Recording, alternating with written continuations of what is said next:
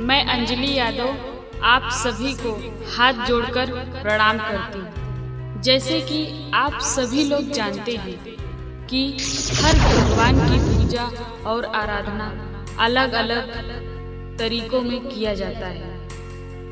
एक ही भगवान को कई रूपों में पूजा जाता है। तो आइए मैं आप लोगों को शिव गुरु की महिमा के बारे में बताती हूँ। बताने से पहले 3 सूत्रों का पालन करती हूँ। पहला सूत्र, दया मांगना। आप शिव गुरु भोलेनाथ से दया मांगो। जो भी आपका कष्ट है वो आप दया मांगो। दूसरा सूत्र, 108 बार का जाप करें। रुद्राक्ष माला हो आपके पास तो आप 108 बार शिव गुरु भोलेनाथ का जाप करें। तीसरा सूत्र, सबसे पहले मैं अपने शिव गुरु के चरणों में प्रणाम करती हूँ। अपने माता पिता के चरणों में प्रणाम करती हूँ। हरेंद्र भैया और नीलम दीदी के चरणों में प्रणाम करती हूँ। और सभी गुरु भाइयों गुरु बहना के चरणों में प्रणाम करती हूँ। मेरा प्रणाम स्वीकार करो, स्वीकार करो। महादेव महादेव महादेव। अब आप लोगों को लेके चलती हूँ शिव महिमा की ओर। एक गरीब किसान अपनी पत्नी के साथ एक छोटी सी कुटिया में रहता था। शिव गुरु की महिमा से उनके पास 2 बच्चे भी थे। कहानी ऐसी है दोस्तों, अगर आप दिल से सुनोगे आँख भर आएगी और कलेजा पसीज जाएगा। समय समय की बात है, वह गरीब किसान भिक्षा मांगकर अपना गुजर बसर करता था और शिव गुरु की भक्ति में लीन रहता था। सुबह का ठिकाना न था और शाम को जब घर आता था तो यही सोचता था, आज तो दिन निकल गया, अब कल का क्या होगा। ऐसे ही करके उन लोगों का गुजर बसर चलता था। एक दिन जब वह किसान पति पत्नी भिक्षा मांगने के लिए निकले, रास्ते में चले जा रहे थे और शिव गुरु की चर्चा को अपने मन ही मन लिए थे और उनका जाप भी कर रहे थे और बोल रहे थे, नमः शिवाय नमः शिवाय नमः शिवाय। उनका जाप करते हुए सारी रास्ता दोनों पति पत्नी चले जा रहे थे। चलते चलते एक गांव में पहुंच गए। वहां पे भिक्षा मांगा तो किसी ने उनको डांटा और किसी ने उनको गाली दिया। फिर भी वो उदास ना हुए, आगे बढ़ गए। कुछ दूर जाके फिर उन्होंने भिक्षा मांगा। फिर वहां पे उनको ढेर सारी गालियां मिली और लोगों ने उनको फटकार कर भगा दिया। फिर भी वो हार नहीं माने। वो भगवान का भजन गाते हुए एक ही बात बोलते थे, महादेव तुम्हारे चरणों का जब हमको ठिकाना हो जाता तो संकट सारे मिट जाते, निर्वाह हमारा हो जाता। महादेव तुम्हारे चरणों का जब हमको ठिकाना हो जाता। बस यही भजन गाते हुए सुबह से शाम हो गया और एक निवाला भी ना मिला। और ऐसे ऐसे ही 2 से 3 दिन बीत गया और वो भूखे प्यासे गरीब किसान अपनी पत्नी के साथ घर को लौट आया और घर पर आए तो अपने बच्चे को रोते बिलखते हुए पाया। किसान की पत्नी अपने बच्चे को पकड़कर रोने लगी। छोटा वाला बेटा बोला, माँ कुछ खाने को नहीं लाई। इतना सुनकर बड़ा वाला बेटा बोला, माँ जाने दो, आज भी हम पानी पीकर ही सो जाएंगे रोज की तरह। यह सुनकर पति पत्नी को बहुत ही रोना आ गया और वो दौड़कर शिव गुरु के चरणों में गिर जाते और रोने लगते हैं फूट फूट कर।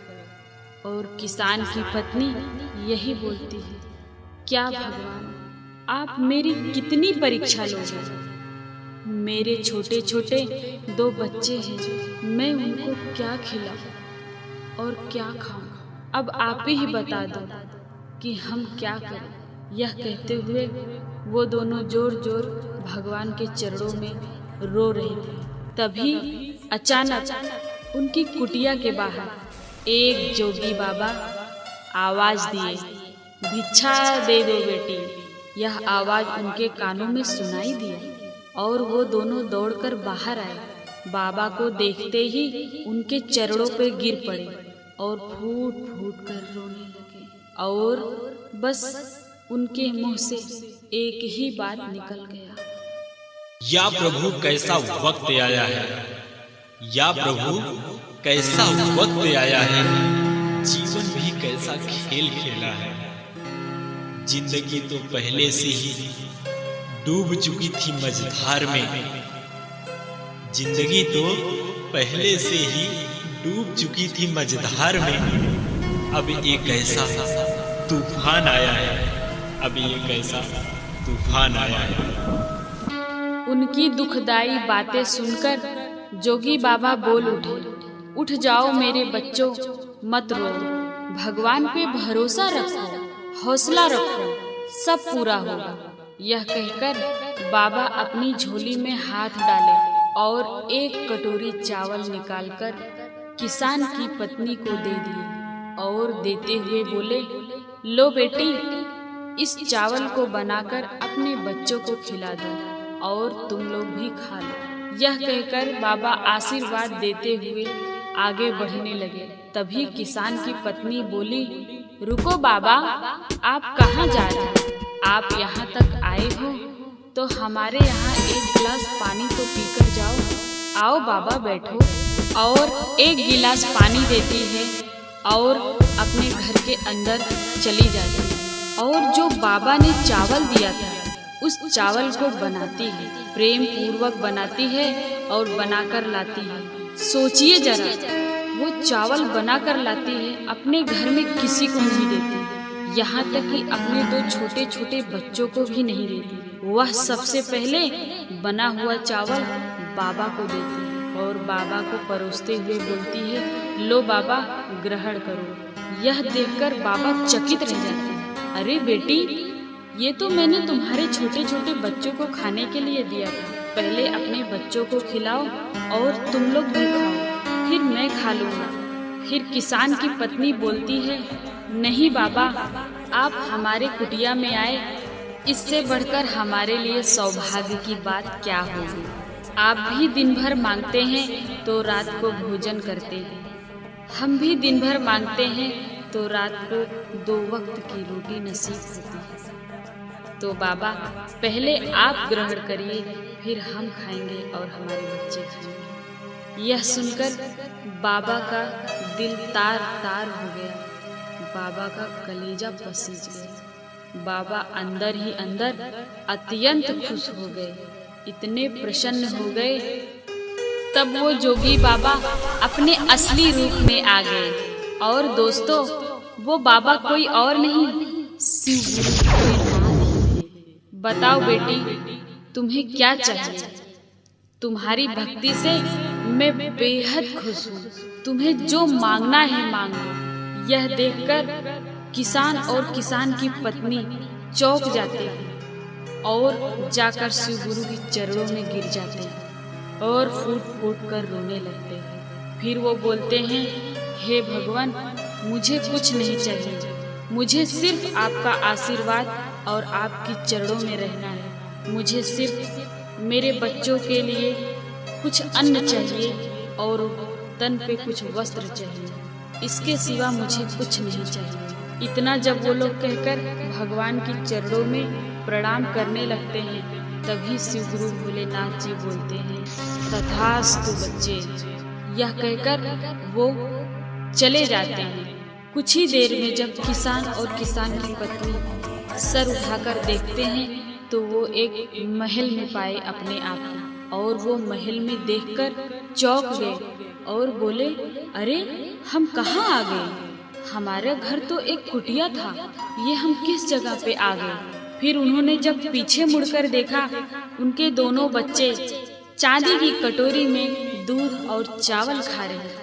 वह यह देखकर समझ गए कि ये तो शिव गुरु भोलेनाथ की ही महिमा है और वो दोनों हाथ जोड़कर उनको बार बार प्रणाम करने लगे। दूसरे दिन जब सुबह हुआ तो किसान उठकर अपने सभी आस पड़ोस के लोगों को भंडारा के लिए आमंत्रित किया। दूर दूर के लोगों को उसने बुलवाया और भंडारा किया। शिव गुरु भोलेनाथ का भंडारा किया और चर्चा भी रखा। भंडारे में आए सभी लोगों को उसने भर पेट खाना खिलाया और प्रसाद भी बंटवाया। और उसने चर्चा में यह बोला कि शिव गुरु भोलेनाथ बहुत दयालु हैं, वो बहुत दया करते हैं। देखिए, आज उनकी दया से मैं यहाँ तक आ गया हूँ। आप लोग शिव गुरु भोलेनाथ का चर्चा करिए और उनको दिल से पूजिए, उनको अपने अंदर आत्मा से मानिए। भगवान आपको जरूर मिलेंगे। जिस तरह से मुझे दर्शन दिए, आपको भी दर्शन देंगे। और आज मैं जो भी कुछ हूँ, शिव गुरु भोलेनाथ की कृपा से। तो सभी दोस्तों, सभी गुरुजन, सभी गुरु भाइयों, आप सभी लोग शिव गुरु को दिल से प्रणाम करिए और उनको मन से मानिए और उनके 3 सूत्र का पालन करिए और चर्चा करवाइए। आपकी सभी मनोकामना पूरी होगी। जय शिव गुरु भोलेनाथ। प्रणाम करते हैं। आइए भाइयों, सिंगर महेश यादव की आवाज में एक छोटा सा भजन सुनते हैं शिव गुरु भोलेनाथ का। तेरे चरण में शीश झुकाऊं, तुम्हीं से आस लगाऊं। बाबा मेरे दर्शन दे दे, भोला मेरे दर्शन दे दे। तुम्हीं को दिल का बात बताऊं, तुम्हीं को दुखड़े सुनाऊं। बाबा मेरे दर्शन दे दे, बाबा मेरे दर्शन